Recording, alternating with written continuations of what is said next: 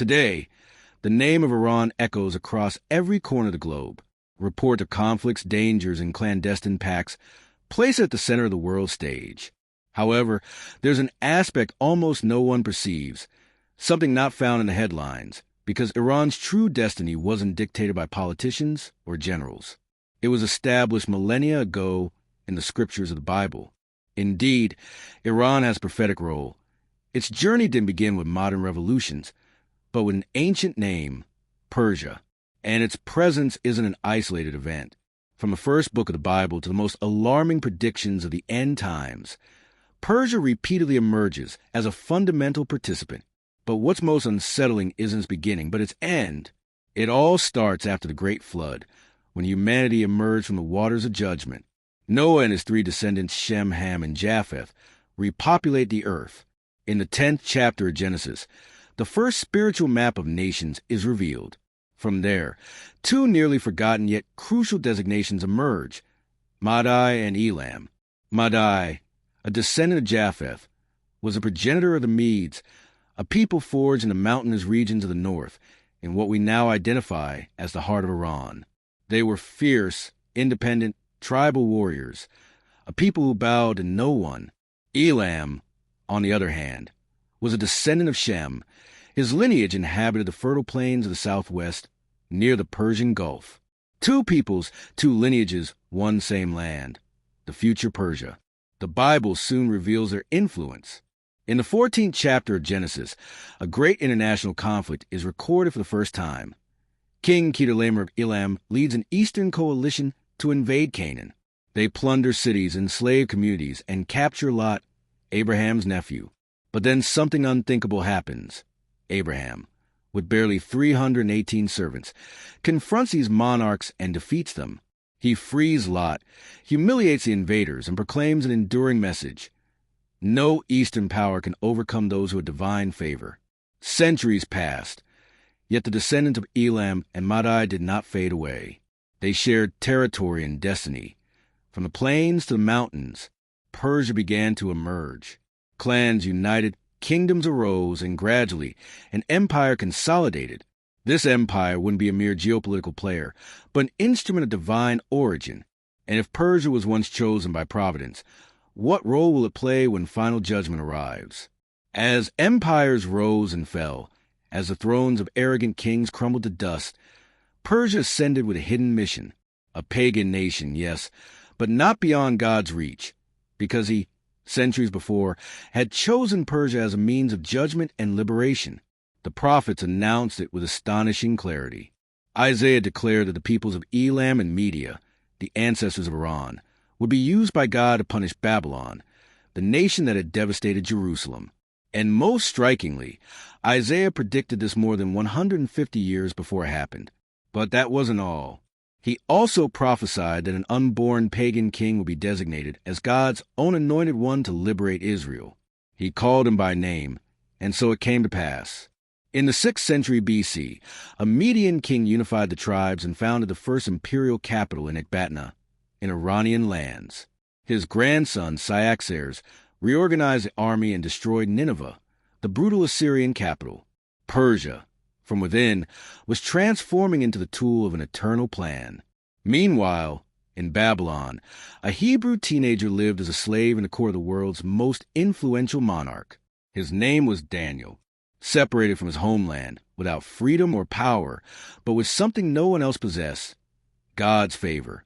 And with that favor, he received visions that revealed the course of human history. One night, King Nebuchadnezzar had a terrifying dream, a gigantic statue made of precious metals. No wise man could decipher it until Daniel appeared. With divine authority, he told the king, "You are the head of gold, but after you, another kingdom will come, one represented by the arms of silver. That kingdom wouldn't be one alone, but two united nations, the Medes and the Persians, two arms, one body. However, the Persian arm would rise stronger and take control." And so it was. Cyrus, the young king of Persia, conquered Media, united the kingdoms, and founded the Medo-Persian Empire. The appointed day arrived. Babylon was holding a blasphemous banquet. using sacred vessels in the temple to honor false gods. At that moment, an invisible hand wrote on the wall, Mean, Tekel, Parsin. Daniel was summoned, and he interpreted it. Your kingdom has been numbered and will be given to the Medes and Persians. That very night, without shedding blood, Cyrus diverted the Euphrates River and entered the city. Babylon fell. The prophecy was fulfilled. Persia, protector and restorer of Israel. But Cyrus didn't just conquer. He did something unthinkable. He decreed to return the Jews to Jerusalem, financed the reconstruction of the temple, and appointed Zerubbabel and Joshua to lead. Persia, the pagan empire, became the protector of God's people. When Cyrus decreed the return of the exiles, something changed in history. For the first time, a foreign empire not only tolerated God's people but protected them. Persia did not destroy Israel. It restored it. But that wouldn't be the empire's last surprising act. Years passed, and Persia became the dominant power of the known world. Its empire stretched from India to Ethiopia. In its days of glory, everything revolved around a majestic city, Susa. It was there in the heart of Elam, in what is now southwestern Iran, where one of the most extraordinary miracles in the entire Bible occurred. During the reign of King Cyrus, also known as Xerxes, a lavish banquet lasting 6 months was held. When he wished to display his queen's beauty, she refused. Humiliated before the entire empire, the king banished her. Then began the search for a new queen. The most beautiful young women in the kingdom were gathered and prepared for a year. Among them, an orphan Jewish girl named Hadassah was chosen. In the palace, she received a new name, Esther. The king didn't know she was Jewish, but God did. While Esther was being crowned, an ancient adversary resurfaced. Haman, a descendant of the Amalekites, was promoted to second in command of the kingdom. When Mordecai, Esther's cousin, refused to bow to him, Haman planned not just revenge, but genocide. He deceived the king, obtained a decree with his seal, and set a date for the annihilation of all Jews in the empire, men, women, and children. A sinister shadow loomed over God's community, but they were unaware that a Jewish queen was within the palace. Mordecai sent an urgent message to Esther. She hesitated, as appearing before the king unsummoned could cost her life. However, she uttered a phrase that sealed her destiny. If I perish, I perish. She entered the throne room uninvited, and the scepter was extended to her. Esther didn't act hastily. She invited the king and Haman to 2 banquets. During the second, she revealed the truth. My people have been decreed to die. The enraged king asked who was responsible. That enemy is Haman, she replied. That very night, Haman was hanged on the gallows he had prepared for Mordecai, but the edict remained in effect. Then Esther and Mordecai proposed something audacious, a new decree, and the king signed it. On the day designated for the slaughter of the Jews, they received the right to defend themselves, and what should have been a massacre transformed into a victory. Persia, unknowingly, became a refuge, shield, and throne for God's people. And in the midst of the greatest empire on earth, an orphan saved an entire nation. Prophetic visions, Persia's shifting role. Although Persia was an ally of God's people in the days of Esther and Cyrus, the prophet's visions reveal something unsettling. The very empire that rescued Israel is also destined to rise against it, not once but multiple times. Persia reappears in apocalyptic visions as a devastating power. Daniel saw it, and Ezekiel confirmed it. Daniel witnessed visions that transcended time and space. In one, he saw 4 beasts emerging from the waters of chaos. The second, a gigantic bear raised up on one side, with 3 ribs in its mouth. A voice thundered from heaven, "Arise and devour much flesh." The bear symbolized the Medo-Persian Empire. Its being raised on one side indicated Persian supremacy over the Medes. The ribs represented 3 great conquests, Lydia, Babylon, and Egypt, and so it was. Under the reign of Cambyses, son of Cyrus, Persia crossed the Sinai Desert and defeated the Pharaoh at Pelusium. Egypt, ancient oppressor of Israel, fell. The vision was fulfilled step by step, but the images became more disturbing. Years later, by the Uli River, Daniel saw another symbol, a ram with 2 horns, one taller than the other, which was growing. Then the ram charged north, south, and west. No one could stop it. The explanation was clear. The ram represents the kings of Media and Persia. Again, Persia appears as an unleashed power, no longer an ally of Israel, but an unstoppable empire. But then another figure suddenly emerged, a male goat that crossed the earth without touching the ground, with a single horn. It charged a ram, knocked it down, and trampled it. That male goat was Greece, and the horn, Alexander the Great. Daniel saw that Persia, glorious and untamable, would be instantly destroyed by a swift enemy. And so it happened. Alexander defeated Persia with a speed that left the world in silence.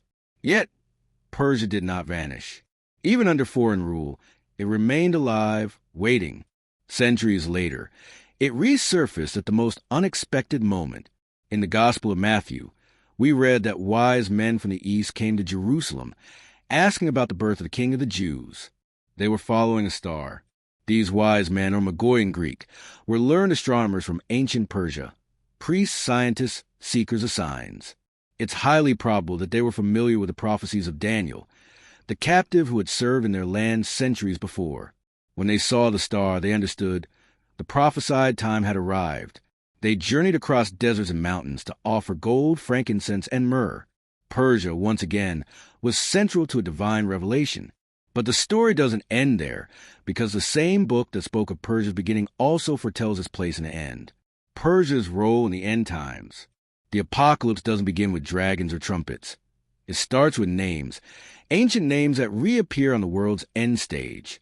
And one of the first to emerge is Persia, the same nation that once restored Israel, but which will now be part of a dark coalition attempting to destroy it.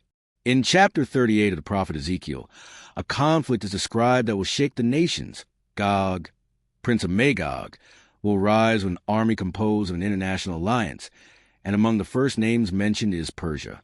Persia, Cush, and Put will be with them, the text states.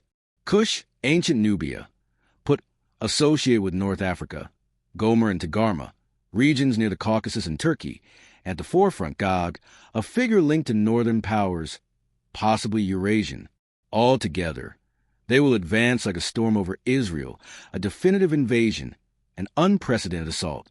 But then, God intervenes, not with human armies, not with diplomacy, but with fire from heaven, with earthquakes, with confusion among the troops.